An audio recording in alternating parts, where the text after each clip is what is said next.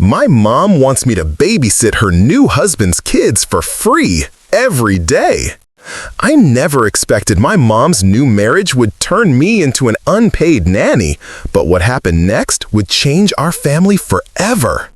Hey everyone, before we get into the video, don't forget to subscribe and smash that like button if you want more stories just like this. Thanks for the support. My name is Catherine, and I'm 16 years old. 3 months ago, my world turned upside down when my mother married Robert, a man she had been dating for just under a year. Don't get me wrong, I was happy for her happiness. After my parents divorced 5 years ago, I had watched my mom struggle with loneliness while working 2 jobs to support us. Robert seemed like a decent guy, successful, kind to my mom, and apparently eager to become part of our family. What I didn't know then was that his proposal came with an unwritten clause that would eventually make me question everything about our mother-daughter relationship. Robert brought 2 children into our newly blended family, 7-year-old Lucas and 5-year-old Mia. They were cute kids, polite but shy around me at first. Their mother, Robert's ex-wife, had moved across the country for a new job, leaving Robert as their primary caregiver. During the dating phase, I had only met the children a handful of times, and Robert had always arranged for a babysitter when we went out. I assumed this arrangement would continue after the marriage. I couldn't have been more wrong. The first week after the wedding, things seemed relatively normal. Robert and the kids had moved into our small 3-bedroom house, with the children taking what had been my mom's home office as their room. I had to share my bathroom with them now, which was annoying but manageable. The real trouble began on Monday of the 2nd week when I returned from school to find my mom waiting for me with an expectant smile. She explained that Robert had to work late and needed someone to watch the kids until he got home around 8. She had already made dinner and was heading to her evening job. When I asked about their regular babysitter, she casually mentioned that Robert had let her go, assuming I would be happy to help out now that we were a real family. The phrase struck me as odd, but I agreed to watch them that one time, not wanting to cause trouble so early in the marriage. The next day, the same scenario played out, and the day after that. By Friday, I realized this wasn't a temporary solution, but my new reality. My schoolwork was piling up, and I had missed 2 basketball practices that week. When I tried to talk to my mom about it that weekend, she brushed off my concerns, telling me that family helps each other and that Robert was working hard to provide for all of us now. What she didn't mention was that Robert made significantly more money than Mom ever had, and that our financial situation had actually improved since the marriage. She also conveniently left out that she had promised Robert I would be happy to watch the kids every day after school without pay. I wouldn't discover this particular detail until weeks later, after the resentment had already begun to build inside me like a pressure cooker ready to explode. The weeks turned into a month, and my daily routine transformed into something I barely recognized. Before the marriage, I had been an honor roll student with an active social life and a position on the school basketball team. Now, I was rushing home every day to immediately start my 2nd job, unpaid childcare. The first hour was usually spent helping Lucas and Mia with their homework, which Robert expected to be completed perfectly before he arrived home. Then came the snack preparation, followed by keeping them entertained until dinner time. My own homework was pushed later and later into the evening, often completed after midnight when I should have been sleeping. My grades began to slip, and my basketball coach warned me that if I missed one more practice, I would be benched for the remainder of the season. When I tried to explain the situation to my mom, her response was dismissive at best. She would tell me that I was being selfish, that family comes first, and that I should be grateful Robert was willing to take us on financially. The irony of her words wasn't lost on me. She was essentially selling my time and labor in exchange for financial security. What made it worse was watching how the dynamic shifted between us. Before Robert, my mom and I had been a team, navigating life's challenges together. Now, she seemed to view me more as an asset to please her new husband. Robert, for his part, was rarely home before 8 o'clock, often arriving just in time for dinner that I had prepared for everyone. He would praise the children's completed homework and neat appearance, occasionally remarking how lucky he was to have such a wonderful stepdaughter. The compliments felt hollow, especially since he never once offered to pay me for my time or even acknowledge that I was giving up my own life to care for his children. The breaking point came during a particularly stressful Tuesday. I had a major history exam the next day and had been trying to study between managing the children's needs. Lucas was having a particularly difficult time with his math homework, becoming frustrated and crying. Mia was whining because she wanted attention. The house phone kept ringing, my mom checking in to make sure everything was perfect for Robert's return.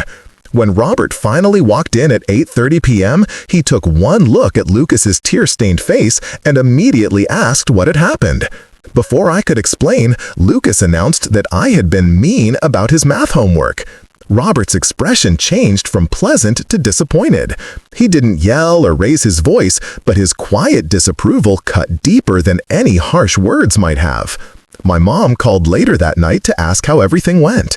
When I told her about the incident with Lucas, she immediately took Robert's side, suggesting that I needed to be more patient and understanding with the children.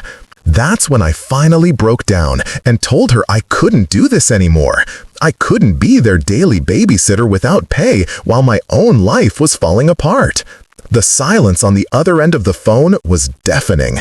When she finally spoke, her voice was cold. She told me that I was being difficult and that I needed to think about what was really important, our family's happiness and stability. She hung up without saying goodnight, leaving me staring at my history textbook, tears blurring the words about ancient civilizations that suddenly seemed much simpler than the modern family dynamics I found myself trapped in. The next morning, I woke up with a resolve I hadn't felt in weeks. I decided that before school, I needed to have a serious conversation with my mom about the babysitting situation. I found her in the kitchen, already dressed for work, packing her lunch. Robert had already left for his office, and the kids were still sleeping. I approached the conversation calmly, explaining that I loved her and wanted her to be happy, but that I couldn't continue watching Lucas and Mia every day after school. I listed the consequences I was already facing: dropping grades, potential loss of my position on the basketball team, and the complete loss of any personal time for homework or friends. I suggested alternatives, finding a paid babysitter, asking Robert to adjust his work schedule, or even having the kids go to an after-school program. My mom listened with an expression I couldn't quite read. When I finished, she set down her coffee mug and looked me straight in the eye. She explained that Robert had made it clear that having me watch the children was part of their agreement when they got married. He had been willing to take on the financial responsibility for our family, but expected certain contributions in return, namely free childcare from his new stepdaughter. The revelation hit me like a physical blow. Not only had my mom agreed to this arrangement without consulting me, but she had essentially bartered my time and labor as part of her marriage contract. I felt a mix of anger and betrayal so intense that I could barely form words. When I finally found my voice, I told her that I refused to be part of this arrangement and that she needed to find another solution immediately. That's when her expression hardened. She told me that if I wasn't willing to contribute to the family, then perhaps I shouldn't enjoy the benefits of Robert's financial support. She threatened to take away my phone, cut off my allowance, and even suggested that if I couldn't accept Robert as my new stepfather and his children as my responsibility, then maybe I should go live with my biological father. The threat about living with my dad was particularly cruel. She knew that my dad had moved to another state for a job and that we only saw each other during school holidays. She was essentially telling me that if I didn't comply with her demands, I would be exiled from our home. I stood my ground, telling her that I wasn't trying to be difficult, but that I had rights too. I was her daughter, not an employee or a commodity to be traded. The conversation ended without resolution, with her grabbing her purse and storming out of the house, leaving me to wake the children and get them ready for school. That day at school was a blur. I couldn't concentrate in my classes, my mind replaying the morning's conversation over and over. During lunch, I sat alone, scrolling through job listings on my phone, wondering if I needed to find a way to financially support myself so I could escape this situation. The thought was terrifying, but also strangely empowering. When I returned home that afternoon, I found a typed schedule taped to the refrigerator. It outlined my new responsibilities in detail. Wake the children, prepare their breakfast, get them to school, pick them up afterward, help with homework, prepare dinner, and have the house clean before Robert arrived home. At the bottom of the page, my mom had written, "Family helps family. This is your contribution." I stood there staring at the paper, feeling the last of my compliance crumble away. I took the schedule down, walked to the paper shredder in my mom's home office, and watched as it was destroyed into unreadable strips. As I gathered my backpack to go to my room, I knew that this was no longer just about babysitting. It was about my autonomy, my future, and the fundamental definition of family. The following days descended into what I can only describe as psychological warfare. My mom and Robert implemented a systematic campaign of pressure designed to break my resistance.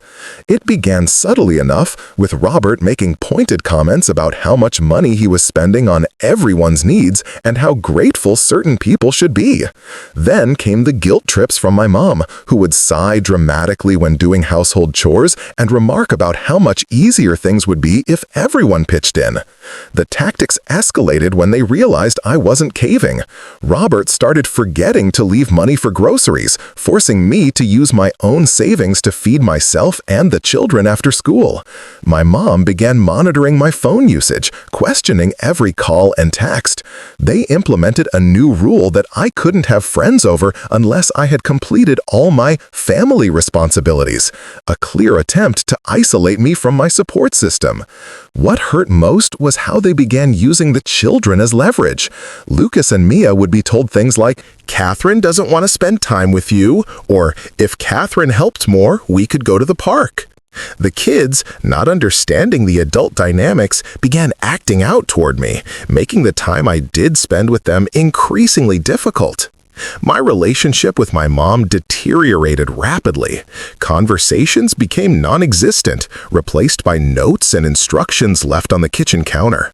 The woman who had once been my confidant, my best friend, now seemed like a stranger who viewed me as an adversary.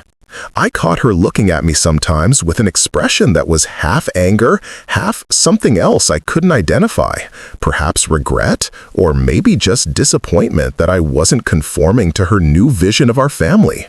The breaking point came 3 weeks into this standoff. I had managed to keep up with some of my responsibilities while still maintaining boundaries. I would help the children after school, but would leave at 6 to do my homework and have dinner with friends. On this particular day, I had a major science project due the next morning and had told my mom I couldn't watch the kids past 5. When 5 o'clock arrived, I had my backpack ready and was preparing to leave. Robert had called to say he would be home by 6, and my mom was scheduled to be home by 5:30. As I was walking out the door, my mom pulled into the driveway. She got out of her car and blocked my path, telling me that she needed to run an important errand and that I had to stay with the kids. I explained about my science project and how I had already arranged my schedule based on our agreement.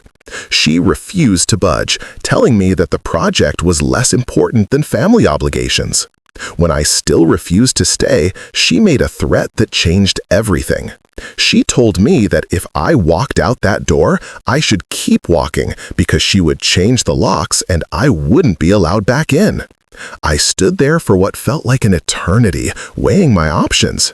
In that moment, I realized this was no longer just about babysitting. It was about control. My mom and Robert weren't asking for help. They were demanding submission. I looked at my mom's determined face and saw someone I barely recognized. Without another word, I turned and walked to the bus stop, leaving her shouting threats behind me. That night, I didn't go home. Instead, I went to my best friend's house, where I finally broke down and explained everything that had been happening over the past 2 months. As I spoke, I realized how isolated I had allowed myself to become, how the situation had escalated so gradually that I hadn't recognized the danger signs. My friend's mom listened with growing concern, and by the end of my story, she was on the phone with my biological father, explaining that I needed help. The call to my dad marked a turning point in the conflict. Though he lived 3 states away and we only saw each other during holidays, he had always maintained a strong presence in my life through weekly calls and regular visits. When my friend's mother explained the situation, he didn't hesitate. Within 24 hours, he had booked a flight and was making arrangements to stay with a local friend rather than impose on my friend's family. My dad arrived 2 days later, his presence immediately shifting the power dynamic in our home. My mom and Robert had been alternating between anger and silent treatment since I had left that evening, but my dad's calm demeanor and clear authority threw them off balance. He didn't arrive with accusations or threats, but with a request for a family meeting to discuss what was happening. The meeting took place in our living room that evening, with all of us present, including Lucas and Mia, who my dad insisted should be there since they were central to the conflict. My dad began by acknowledging her mom's happiness in her new marriage and Robert's contribution to our family's financial stability. Then he gently but firmly outlined his concerns about my role in the household. He explained that while stepfamilies often require adjustment periods and additional responsibilities from all members, there was a difference between contributing to family life and being exploited for free labor. He pointed out that at 16, I was still a minor with my own educational needs and developmental milestones that were being compromised by the current arrangement. Robert became defensive, insisting that he was only asking what any reasonable parent would expect from a family member. My mom supported him, adding that I was being selfish and difficult. That's when my dad introduced a perspective they hadn't considered, the legal and ethical implications of their expectations. As a family lawyer, my dad had unique insight into the situation. He explained that as my legal guardians, they had a responsibility to protect my interests, not exploit them. He pointed out that requiring me to work 20 hours a week without compensation could be viewed as child labor, especially when it was negatively impacting my education and well-being. He also noted that if this arrangement continued, he would have to reconsider custody arrangements, as my current living situation was no longer serving my best interests. The mention of custody changed the tone of the conversation completely. My mom, who had always prided herself on being the primary caregiver despite our financial struggles, seemed to shrink at the suggestion that she might lose me. Robert, who had remained confident throughout the discussion, suddenly looked uncomfortable. My dad then proposed a solution that acknowledged everyone's needs. He suggested that the children attend an after-school program 3 days a week, with a paid babysitter covering the other 2 days. He offered to contribute to the cost of the childcare as part of his child support obligations, even though his original agreement exceeded what was legally required. Additionally, he proposed that if I occasionally watched the children, I should be compensated at a reasonable rate for my time. Throughout this discussion, Lucas and Mia sat quietly, absorbing everything. When my dad finished his proposal, Mia raised her hand and asked if I was going to leave.